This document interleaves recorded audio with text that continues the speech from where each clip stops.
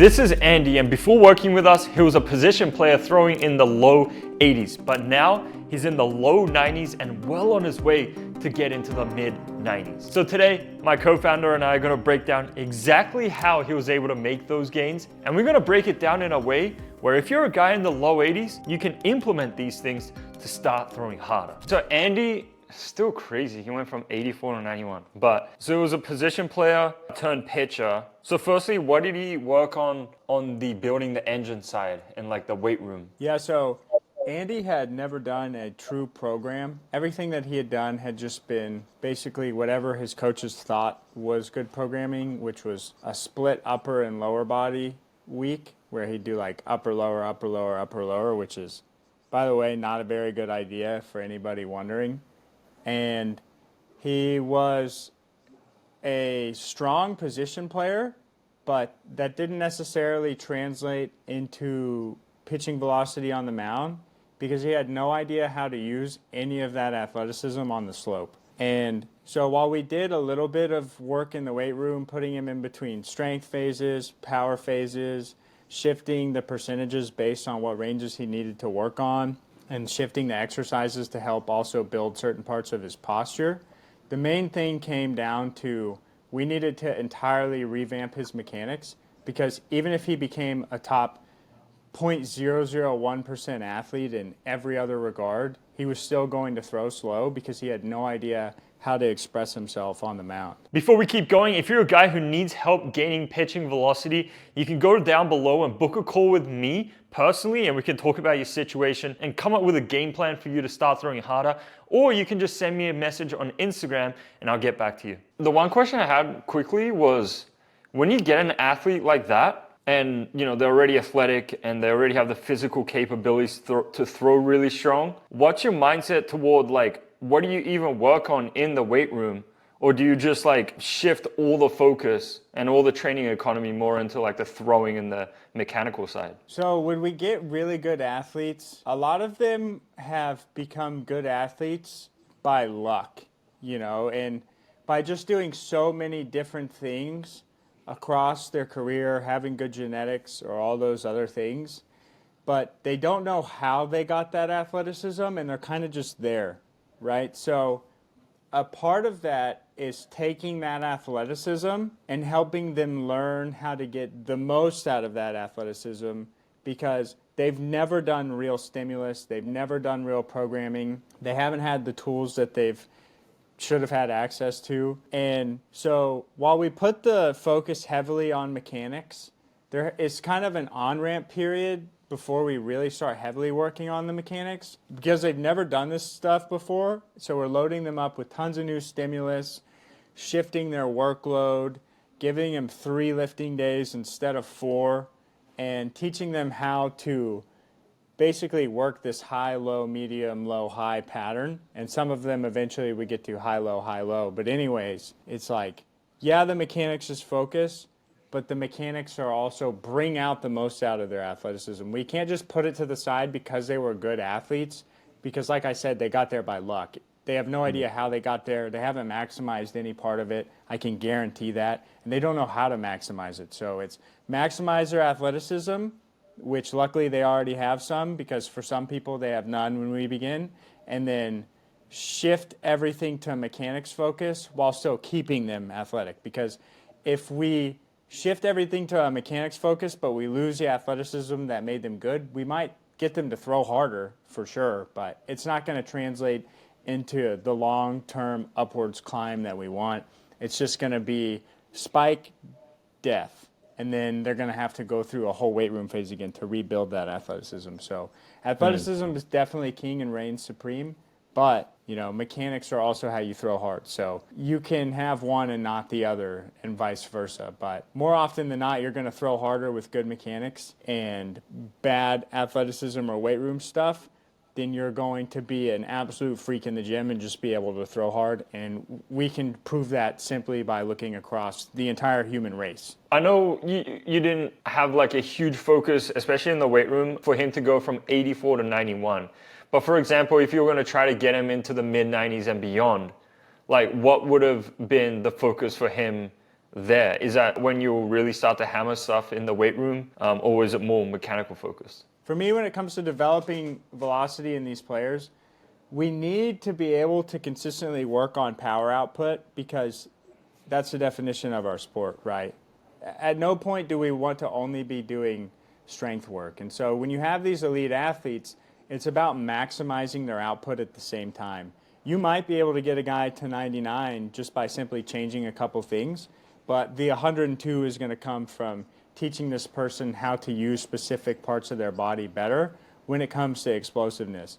And also finding where players lack in different areas. Like, is he a slow sprinter but a good jumper but has crazy power output in the gym, or one of these weird combinations, and then learning how to raise the floor of everything else while keeping the ceiling high, right? Because, like I said, a lot of these players, they get to these places that they're in by complete luck, that they did the right things, you know? And so it's all about taking what they did lucky and then finding what they don't understand and bringing it up to the standard. And that helps really teach players like, hey, all of this stuff works and you might throw 98 from it and that's great, but there's more there, you know?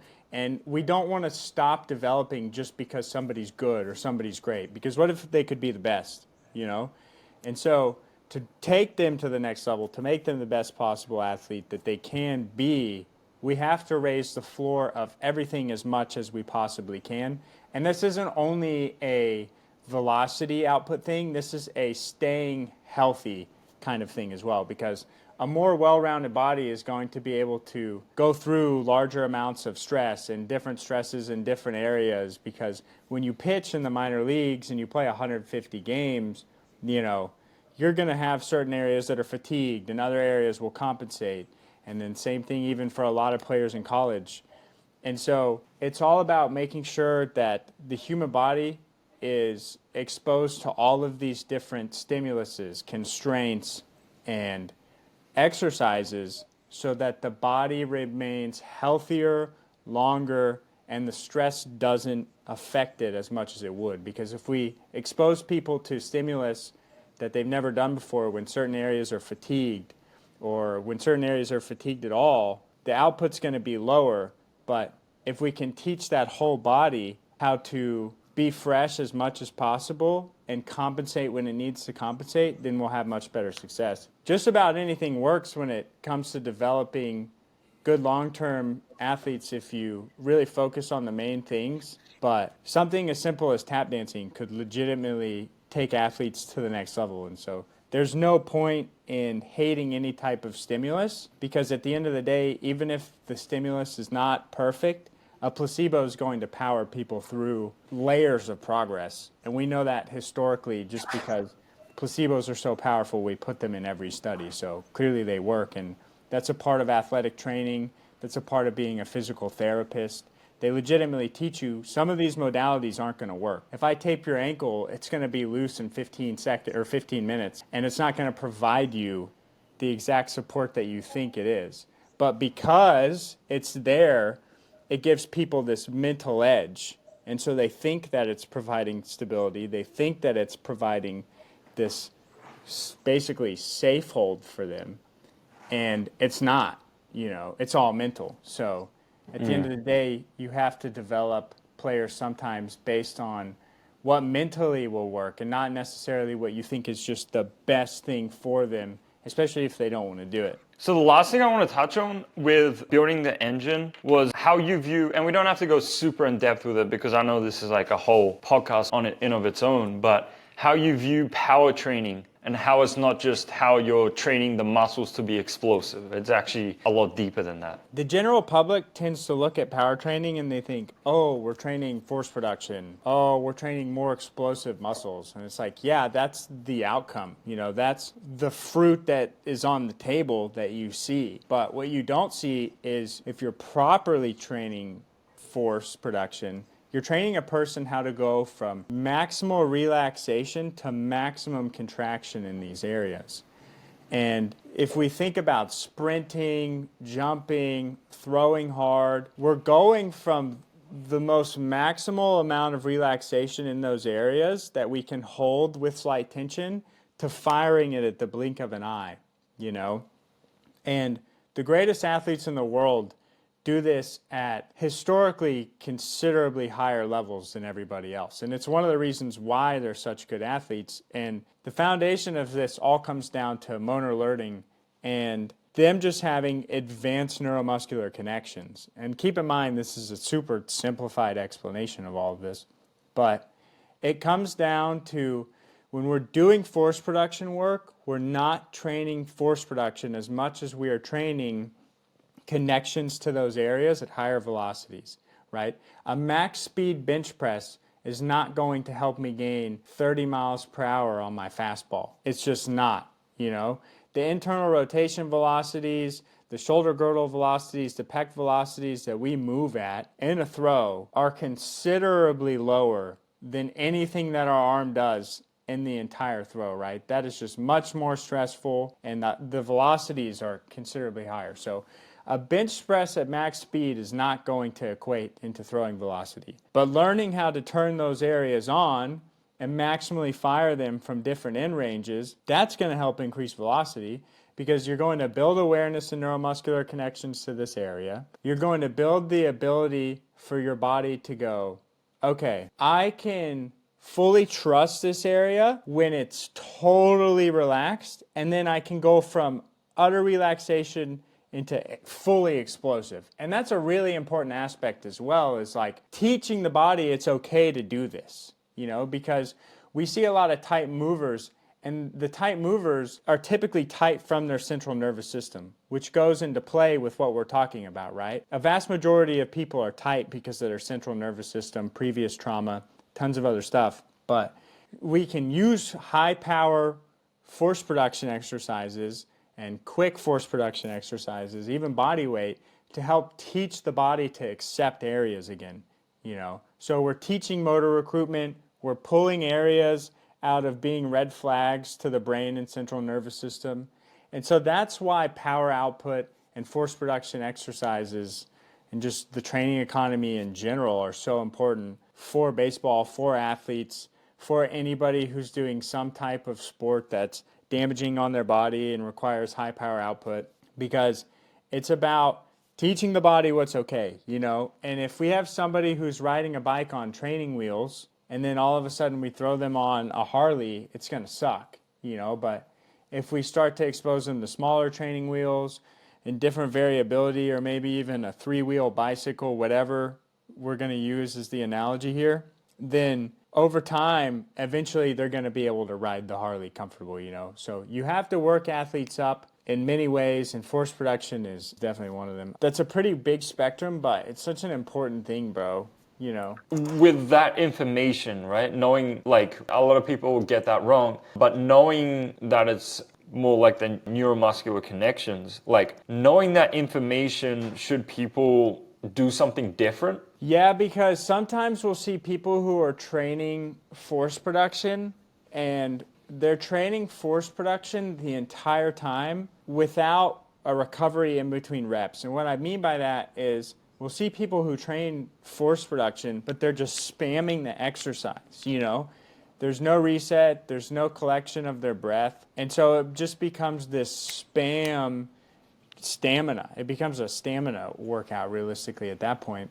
And there is times where we need to use oscillating type exercises to challenge high force production movements over periods of time to help them build more sustainability doing it longer. But if we're not training force production in a way where at some point throughout the cycle we're resetting and taking a breath in between exploding as hard as we possibly can on the repetitions, then you're not actually training the full circle of force production, okay? And so I would advise everybody to understand that it's a spectrum of exercises and that force production expresses itself in many different ways. And so you have to find all of those expressions and put them together in the whole bubble, rather than just thinking speed bench press is increasing force production. Sprint just increased force production. It's increasing parts of force production.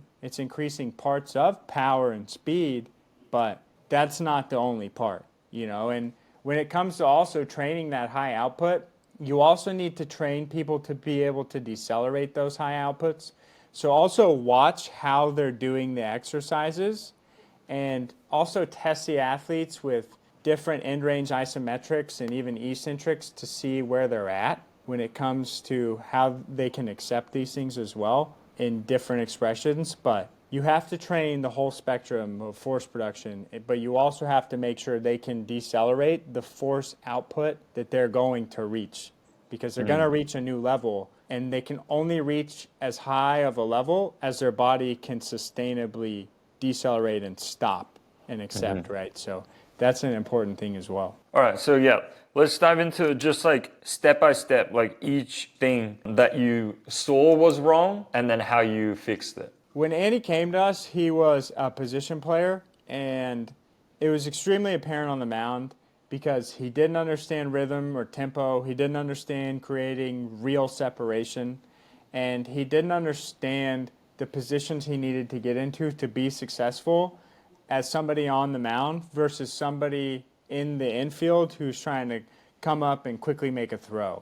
And so everything in his mechanics was really quick, really shortened up, and he didn't create like that rubber band stretch that a lot of people talk about, right? It was just all one big singular rotation with no actual real hip-shoulder separation. He had no idea how to use his body, and on top of that, he had never done a real throwing routine. So it became about, okay, we need to teach this guy how to learn how to stride on the mound and ride the slope, as we'd say. Get his pelvis and lower half working at a diagonal angle and teach him how to actually stride, because he had no idea how to stride according to what his body could successfully manage. And so he was really cutting himself off, and I mean really cutting himself off. Like crossbody type thing? No, in terms of he was cutting himself off by striding short. So it became teach him how to stride longer, rebuild his lower half impulses to where they had rhythm, fluidity, and tempo, and they would be more of like a stretch and release rather than a go and fire. And then teach him how to properly use his spine, because he used to just get stuck in spinal extension and he had no idea how to keep his spine and core together until the hips fire into the upper body. And then we had to just put it all together, right? Because it was quite a bit of things. Now that I think about it, it was quite a bit of things, because it's like teaching somebody how to throw on a mound for their first time, right? And they had never ever done it. So yeah. Can you dive into each one, do you think? Yeah. Okay. So the first thing that we did was I noticed that he strided way less than what he could sustain. He had way more stride room left in his upper body. And considering he was an infielder, you got to realize that these people just want to come up and throw as quick as possible. So they don't ever stride far. It's like as efficient as it can possibly be in a super short time frame. And so he was probably like a 0.9 to the plate. It was unbelievable. And so I was like, hey man, this is way too fast. You're not going to be able to ever throw hard like this. So we need to teach you how to create tension in your pelvis and your back leg and your whole lower half while successfully building rhythm and tempo and a good drift. So the first one was basically, we need to teach you how to stride. You have no idea how to stride. And so immediately when he would get on the mound, he would want to stride longer, but he would want to tilt his pelvis upwards. And so he would stride longer, but he'd fire up and then fall down onto his front leg. And when we think of a lower half on the mound, we want the energy to be here, right? It's like, boom, okay? Not like this. We don't want it to be a big wave where it's going against itself. We want the pelvis to fire down and diagonal. Andy had no idea how to stride. Andy didn't understand how much more he could be striding. And so at first it was like, hey, we need to teach you how to basically create a stretch and create tension in your lower half while riding it down the mound and basically getting out there more, because he could sustain way more stride length. It had just been the byproduct of him being an infielder for so long. The problem is when he started to get longer with his stride, he started to point this pelvis upwards, and he started to fire it upwards, and then he would fall down onto his front leg. And so the pelvis would rotate up, and fall. And the problem with that is there's a couple. We're going to peak our rotational pelvis velocities in midair, and then we're going to fall onto our front leg, and the torso is going to already have started going, unless you're just a freak of nature and can hold it back. And we have a couple of those athletes as well. So keep in mind, sometimes you're just missing it. But it was like, okay, well now you understand how to stride longer and sustainably use your energy to do that. And it's obviously working, but now we need to teach you how to rotate the pelvis down the mound. Because obviously, like with the problems that I just talked about that the pelvis rotating upwards creates, it also comes down to we want to rotate it down the mound because we're trying to fire the pelvis into the lead leg. We want to start the pelvis firing into the lead leg properly, because if we fire up and fall onto our front leg, we're delaying the block. And if we're delaying the block, we're delaying the firing of energy up the chain. If we're delaying the firing of energy up the chain, we're delaying the pelvis. And then we're going to run into the issue where we're not creating any efficient separation because the pelvis and torso will be rotating at the same time. The pelvis won't be pulling the spine. It'll just be one singular rotation. And so it was like, Andy, let's get you now to ride the slope properly. I'm going to teach you some feels, and then we're going to teach you how to rotate the pelvis downwards. And so then he learned how to rotate the pelvis downwards and to ride the slope. Before that, how did you help him rotate down? Like, did you give him drills, cues? I gave him 3 different cues, and there's 3 different cues we can usually use to see if they'll help the athlete feel it. First of all, there's distal athletes, and so they're only going to be able to feel the cues at the distal part of that limb. There's like middle ground athletes where sometimes you have to have them feel the cue in the middle part of their limb. And then there's going to be proximal athletes. And the proximal athletes, they have to feel it from like the closest part of that limb to the midline of their body. And so for him, it was like, okay, we're going to do 3 things. We're going to try them all. I want you to try to rotate the hip downwards, okay, with your pelvis, almost like rotate it downwards. And he couldn't really feel that. So I was like, okay, well, then let's just go ahead and hold the tension in your back knee and try to slam it downwards. And that was when he really started to feel it. But at first, he would feel the knee go and the hip go, but then his foot would be stuck on the ground. And so it was causing a partially dead back leg. And so then it was like, okay, now we got to get your foot turned over. And so it was like, then we got him to start feeling his whole foot turn over, and that created the big difference of like, okay, so now everything is firing. Because sometimes when the foot gets stuck and the knee and hip go, it delays the pelvis rotation. And you can see it right here. You see how my pelvis rotates fully when I get that hip over? Mm-hmm. And so that was the big part. We had to go over a whole spectrum of things for him. And sometimes you have to do this with athletes because they've never tried to feel these areas and they can't feel these areas at all. They have no idea because they've just never worked on it. And so that's also the benefit of working on mechanical things is you build those forever connections. And so when they're fatigued on you or they don't work certain days, you can always go back and have these feels and understandings, and then those feels and understandings over time lead to consistency because now you have connections across your whole body because you've worked on everything. So that's where a lot of people run into issues where they never consciously work on anything and they never build awareness, and then they just go throw 97 but can't throw a ball in the zone to save their life, you know, and they can't be consistent to save their life because they don't know when something's off and they don't know how to adjust for it and they can't feel it. That's why I always believe in teaching athletes how to use cues over time, because if anybody's ever met a Hall of Famer, you'll know that if you go talk to them or you watch their process, they are working on something every moment. You know, they are never not working on something. I watch Craig Kimbrell, he's always working on something. I watch Kershaw, he's always working on something. Joe Kelly, he's always working on something. Alex Wood, he's always working on something. You know, all of these people that I was around for a long time, and even the hitters, Mike Trout, Logan O'Hoppe, you know, we think of all these big names who are really good. They are working on something all of the time. They are consciously locked in on gaining an edge every moment of the day. So I don't understand how the industry has just decided that cueing people is terrible while the people whose names are going to be in the history books are actively working on something every day, you know. Wait, so did Andy get that pretty quickly or did it take him some time with the pelvis rotation? It took him about 2 months until he got the pelvis rotation down, and after 2 months, his velo went up to 86, 87, I think he touched an 88. Just from What? that, the pelvis rotation. Yeah, just from the pelvis rotation and everything, he got up to 87, 88. But you could still tell that it wasn't fully patterned into his brain.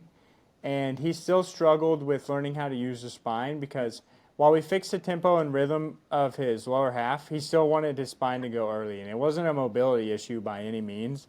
It was entirely a timing and misunderstanding issue. So at that point, it became teach him how to properly use his spine in the throw, create tension in the right areas, and then build the impulse on how we want to release it rather than the spine trying to drive the whole throw. We needed his pelvis to start to drive the throw instead.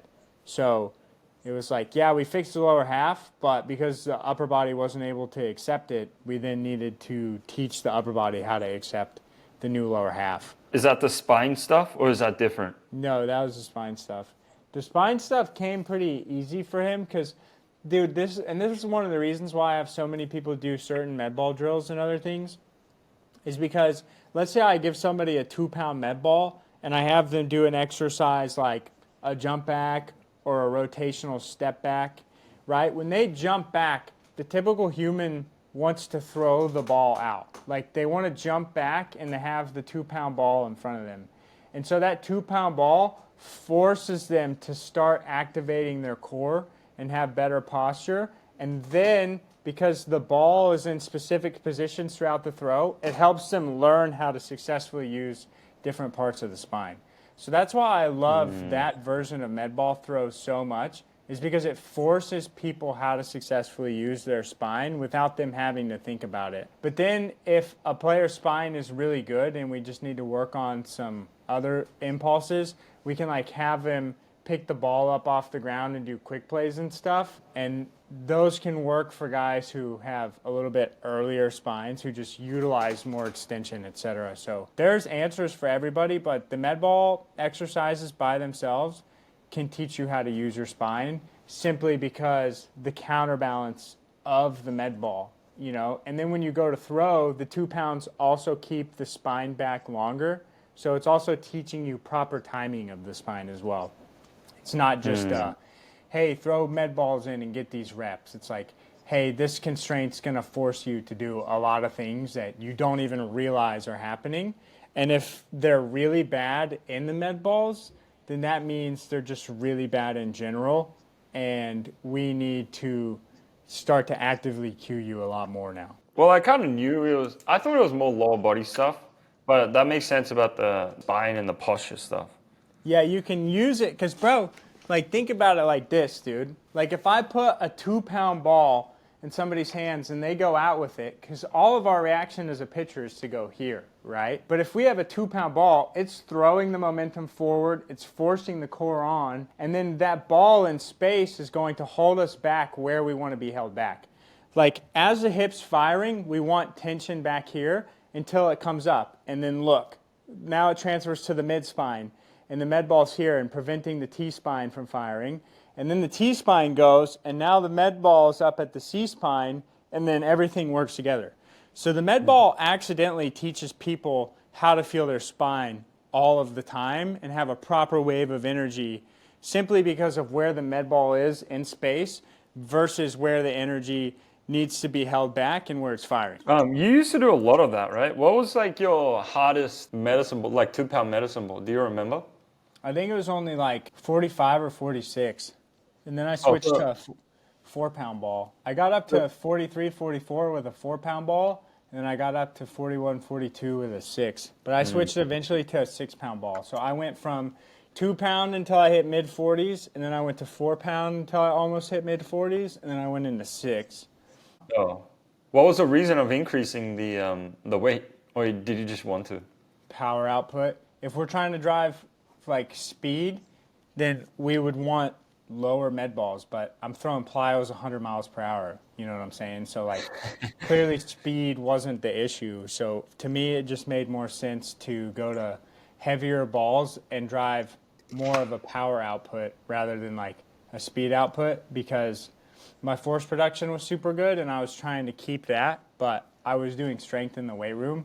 So it just made sense for me to just go up in med balls. All right. Well, I think, is that it? Pelvis, we talked about pelvis, we talked about the stride, we talked about the spine. Is there anything else, or is that it pretty much? Also, during the process, there was a lot of inconsistencies. And so one day he'd show up and it'd be 50% better, and then the next day he'd show up and only be 10% better.